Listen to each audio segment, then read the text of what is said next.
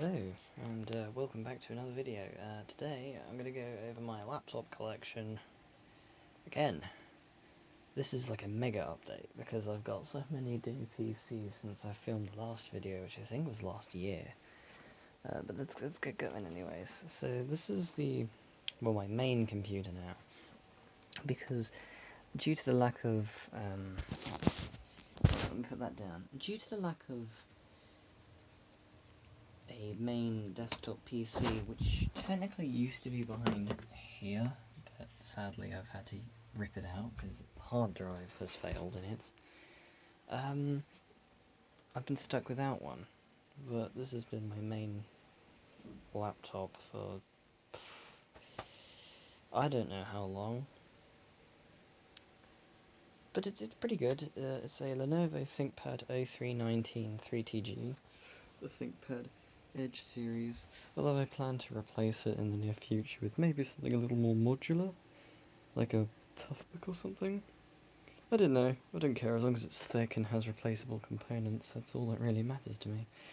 So, with that being the start off, I have many more machines to go through, so let's start from the left side and work our way across. So I'll start with another system on the desk as soon as I, pull one out. I'll see you then.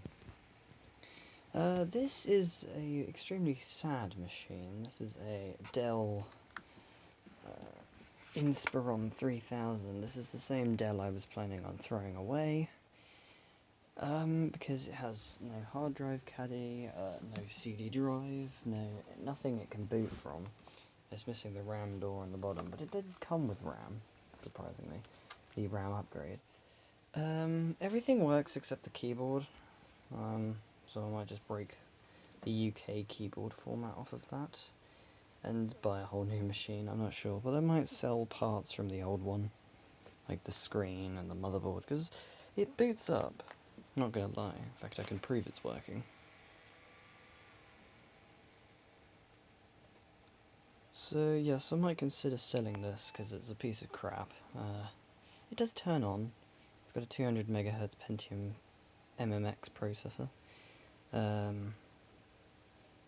640k of system RAM, and 15,360 kilobytes of RAM, and a dead BIOS battery. But it does boot, so the CPU is intact, the screen is intact, screen latch isn't intact because that snapped off years ago. Mouse buttons probably work, touchpad probably works, keyboard only a few keys work, so I might just take that out and scrap it because it doesn't work anymore. Battery doesn't hold a charge. In fact, I've cracked the battery open and the cells have gone black. They're like got some red thing around it and they've already started to turn black. So I'm gonna have to do something about that. But yeah, I might consider selling this because I don't want it anymore. I need space for new machines, and this is just taking up unnecessary room. Any help with this machine in the comments section would be greatly appreciated, and I will, of course, probably consider selling this. Maybe I'll do an update when I do. But it does turn on. It has a keyboard BIOS A01, and it has a BIOS revision A06, if you can see, before I turn it off. So, we can now move on to another system. Just put that over there. Yeah, moving on. This is a new machine. This is a HP DV4000, or in this case, that's the exact model number there. If the camera would zoom in, there we go. It's a DV454EA. And I got this from TDR Computers. They were, I don't know, I just walked in there and asked if they had any scrap, and they pulled this out, and they said, yes, this doesn't, well, allegedly doesn't work. For obviously data security reasons, they have pulled the hard drive out, but they've subsequently pulled everything out, as well as the hard drive. So, although this will only cost like a £5, because, like, the caddy is one of, like, £2, the cover's another £1, hard drive would probably be another £1, but And the screws will be nothing because I've got a pack of screws here. Should... Oh no, that's not going to boot anything, what am I thinking? Yeah, that's not going to boot anything. But it does light up like a Christmas tree when it's on. And the charger, for some reason, has gone defective. Great. So, we can move on with another system which should work. This is the HP DV6 2030 SA, which has been a prominent placeholder in my channel recently because of its Northbridge failure. Multiple Northbridge failures, but I have reflowed it, so it should work for this video. At least boot up. This will probably last another couple months, and then it will die again. The chip's got edge bonding on it, so I might not be able to fix it manually. I might have to take it somewhere and get someone to replace the chip for me. But as long as I have, like, the chip... Yeah, as long as I have, like, the chip and the board, it shouldn't cost much to just get the chip swapped over. This thing has the best speakers known to man. So if I just sign in real quick. Yes, this machine, the backstory with this is I found it in the library bin, along with a Samsung Galaxy S3 Mini and a Nokia Lumia 520. And all of which did work. This had a password on it, but due to the magic of Hiren's boot CD, I got rid of it. No, Ultimate Boot CD for Windows, got rid of it. And of course, I gave it my hell of a boss makeover. I'm a huge fan of Vivzy Pop's animations, so I had to mod it in such a way. I gave it the hellish red theme and clocks and other gadgets, which will load up later because... There we go. Other gadgets, because why not? Windows removed the gadgets, and like, I think Windows removed the gadgets in Windows 8. For some whatever reason. I don't know why they did that. That was a very, very bad thing of them. So while that's booting still, we can go to computer, left click on the computer, wait for it to load, of course, because it's slow as hell. And then properties, this is the fun way of opening up the computer properties, which I always do on new machines. Existing systems I've already recorded the specs on. Don't need to be recorded again, unless I've modded it again. In what way? So yes, this is the OEM HP installation, so if this drive dies, I'll lose quite a bit of bloatware that came with it, which is quite fun. But yes, that's the specs and stuff of mine. It used to belong to a dude called Mark, that of course has changed because this isn't Mark's machine anymore. I have deleted all the files that were on this computer when I bought it, so no personal information is left on here. All the applications with signed in accounts I did reset, except Microsoft Office, so I'm going to have to find a way to fix Office. But yes, this is the HP DV6 2030 SA, also known as the computer that's a pain in the arse, because it just dies randomly. One day you go to turn it on, and all of a sudden it's just those two red lights, the red Wi-Fi and the red audio. No blinking LEDs because the graphics card, for some reason the GPU isn't the failure on these, it's the Northbridge chip. And then you're like, oh god, so then you have to take it down to the place where I got my soldering station. I have to take it apart, all the screws, and then I have to get the heat gun, and hold the heat gun on there for like a minute and a half. And then, of course, wait for it to cool down naturally. And then put it back together, reapply all the thermal paste. And then, do a bunch of other stuff, and then yay, it works again, and then it'll die, and then I have to do it again and again and again until the chip stops working completely and I'm screwed. But this thankfully did work just for the film segment. So yeah, I just recorded it for now. And it seems to be okay. I did have to put it on top of the DV4000 due to its tendency to overheat. But however, if I put that down there, you can see the absolute size of the battery in this thing. This is the official HP 12 cell battery, so this is the really thick gaming and entertainment battery. This is like the Alienware of HPs, except these have massive failures. Which is a big shame, because I like this, because look, the little logo on the back, the HP thing lights up. I mean, how cool is that? Also, it's got a flipping remote. It's got... I don't know how much, what it's got in here. It's got a lot of stuff, I can tell you that.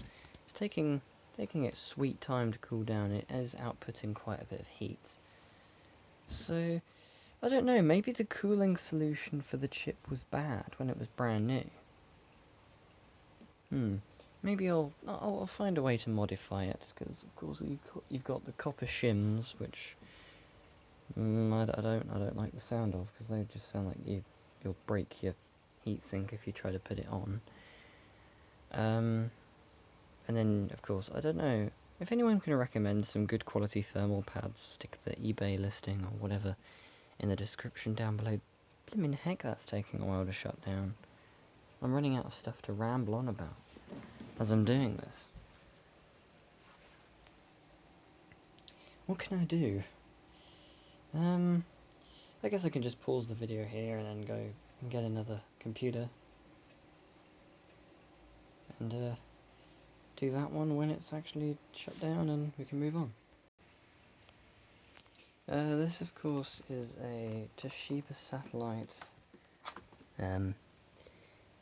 C662EL. This is another new machine. A funny story with this one is, when I got it, it just kept shorting the charger to ground. So I was like, okay, it's a very interesting and unusual computer. Until one point where I had the whole system disassembled, I had the charger plugged in, and I was like, hey, it's not doing much, and all of a sudden a capacitor exploded. And I freaked out, so I was like, well, that's definitely broken now. Until I put the system back together, well, I plugged it back in, and then a little green LED comes on. So I'm like, oh my god, what? So then I put the board back in the case, connected the screen and whatnot, and all of a sudden, the Toshiba logo comes on the screen. And I'm like, no way, this can't be fixed. Well, I'm delighted to tell you it is fixed. So, one shorted capacitor somehow was causing so much strain, couldn't handle it anymore, and then blew up and started working. So that's a story on a computer that blew up and started working again. This runs Ubuntu because, well, I couldn't find a good OS to shove on it. I did try Android x86, I tried Tiny 7, Windows XP, Windows 7 Superlight. I've tried multiple different OSs, and all of them just kept lacking in somewhat. Ubuntu, I literally just installed this yesterday, so I haven't really learned the quirks and the kinks with this yet, but it works. Can I get the system information up? I don't think I can on Linux. It's sporting a Core i3, and I think it has 2 or 4 gigs of RAM in it. I don't know, personally. But yes, this is the Toshiba Satellite C662EL, which, in all honesty, this was just given to me. Huh? No, I want to shut down, I don't want to log out. I just want to shut down. Well, already my battery is dying, so camera angles will now be limited. If I turn this upside down, will the whole video be upside down if I do that? Probably.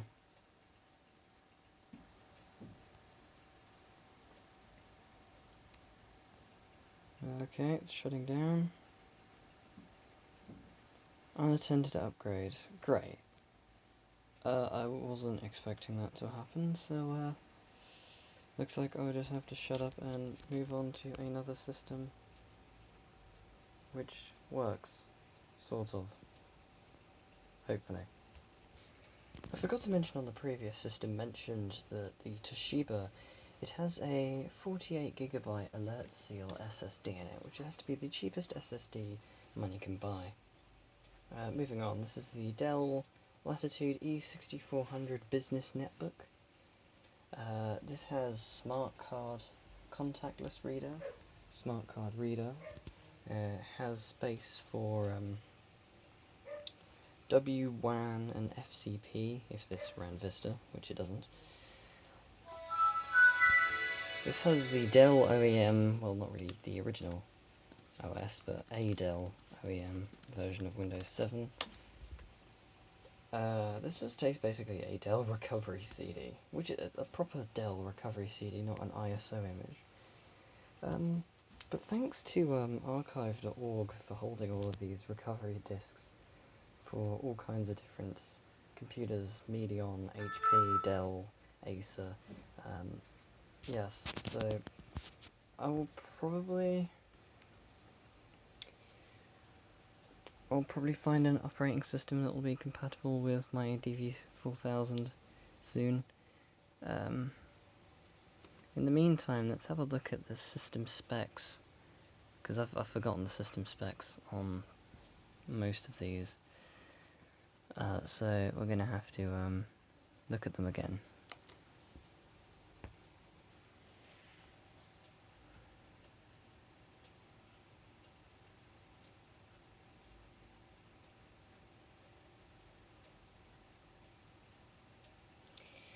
So this has a Core 2 Duo P8400, also known as the Centrino 2. It has 2 gigs of RAM, which is outrageous. I should upgrade that. But even for 2 gigs of RAM, it does play games and surprisingly well. It's impressive. Yeah, so this basically can support 4G networks and a bunch of other stuff, so I might consider installing the upgrades to the Wi-Fi card and the missing card in there, and see what I can do. I definitely want to get some blank smart cards, because you can get those, and you can program the username and password into it, so that when you put it on, it signs you into the computer, which is quite good. So I'll have to demonstrate that in a future video, when I feel like it. Though I feel like I'm making a severe lack of videos. That's purely because I can't find anything in here to even remotely go over. Of course I've got my old camcorders and stuff, but at the same time, not many people are interested in that kind of stuff. Of course you've got the odd few that are, but most of my fame on this channel has come from my original laptop collection video, and mostly my phone collections. So, enough rambling, let's get on to the next system. Moving on to another system, this is Annabelle, which is a Dell Inspiron 6400. This was given to me as a leaving gift for when I left school, ages ago, and this is one of the many computers that school gave to me. This was actually a teacher's home machine, and the issue with this is, of course, in the previous video this had no display, purely because the inverter had failed. But ever since I got my Grandmaster Shark soldering station, I swapped a capacitor and a fuse over from the supposed replacement inverter, which didn't actually work, and brought the old inverter back to life. And yeah, this works fine. Sadly the hinges on these did get stiff and broke the lugs off the back. I epoxied these into place. Yes, I epoxied these into place, but had some sort of issue. Hold on, if I get something behind it. There we go. Yeah, I epoxied the hinges back into place, and but sadly in the process on loosening the hinges I did break that hinge there. So I'll have to find a Dell Inspiron 6400 to steal the hinges from, ideally with a broken screen or just some kind of malfunction on this top half, or malfunction on the bottom half, I don't really care. because all I really want are the hinges from it. So let's check out the system specs. I haven't actually wiped anything on this, so I'm going to try and not show most of the files, although I have gone through it. Nothing's inappropriate on this computer. It's just personal information and stuff that I have already deleted. It's just the other stuff that I've kept, because I don't know, it just, it will look bad if I just had an empty desktop with just one icon there. So I figured I would keep them intact and just leave it as it is. Now I usually film on my phone, and it's unbearable. I hate holding this thing, and usually the only comfortable position is holding it like a phone, so everything turns out in portrait mode. This is me filming it sideways, and this is uncomfortable. Okay. So it's registered to Pookie, which is unusual, because that's my childhood name. It has a Intel T2250, which is a Core 2 Duo, I think, or a Centrino Duo, clocked at 1.73 GHz, which is quite fast, 793 MHz, which is not too bad. Has 1 whole gig of RAM, which is surprisingly weak, but this thing can do quite a lot. Physical address extension, I'd have no idea what that means. And it does have these little play pause buttons that light up, so this is one of the entertainment grade machines, as with the DV6 and DV4000, as before mentioned. Nothing really here is a gaming PC, except one computer, which I literally got, not yesterday, but the day before. So that's really all we need to know about Annabelle, which I have changed the network name so that when she's online, she comes up as Annabelle. Although I don't know why I connect these insanely old systems to the internet. I've got antiviruses installed on all of them, so they should all be safe. My video is getting extremely jittery here, so I may have to stop the video entirely and come back. Maybe after uploading this first segment. Or I'll just film until I run out of storage, but my battery is going further and further down, although I'm plugged in. So yeah, that's Annabelle, the infamous Dell Inspiron 6400, which didn't work at one point, but it works now. It's got floppy hinges, but that doesn't matter. The display works, the battery works, the hard drive is functioning, everything works. It's a usable system. You've just got to have something behind it, or you've just got to hold the display. Or you just got to use the display flat. No big deal. There's a slight problem on that side where I think I've glued the lug-in inappropriately, and it's protruding out ever so slightly, so it prevents the bezel going on, which just causes this plastic piece to not sit, and this plastic piece has a broken tab on it anyways. And of course this broken piece houses the micro switch for the lid shut feature, and for some reason that doesn't work. Whenever I shut the lid, the computer dies. So there's probably a short circuit somewhere in there, so I have disabled that feature permanently. And I think we'll just move on to the system that I've been using to prop it up with. So yes, I'll come back once I've set the charger up. Now this is my Toshiba Satellite 4000 CDS. Now the thing with this is, it's sadly all still broken in the same state it was in beforehand. It still shows the stupid hello password thing like it always does. However, I have got good news on the subject of fixing it. I found on eBay a little adapter which is like the parallel printer port thing that you can build from scratch, although I tried building one from scratch, but I ended up melting it, so I had to throw it away. But it's only like £6. It was £16, but it's dropped to like £6, so it's insanely affordable. And I will be buying one of those, and I might feature it in an episode of Let's Fix It, just a quick fix, and an explore of the files on the system. Because this is a nice machine, I don't want to throw it away. But those password removers, I've seen one in action on a a Libretto 50 CT, which I do want one of those insanely tiny ones. But of course they're rare and you can't really find them. But yes, I shall find one of those adapters and this old satellite will be running. I know this runs Windows 98 FE, which is the OEM version of Windows 98, so that needs to be imaged.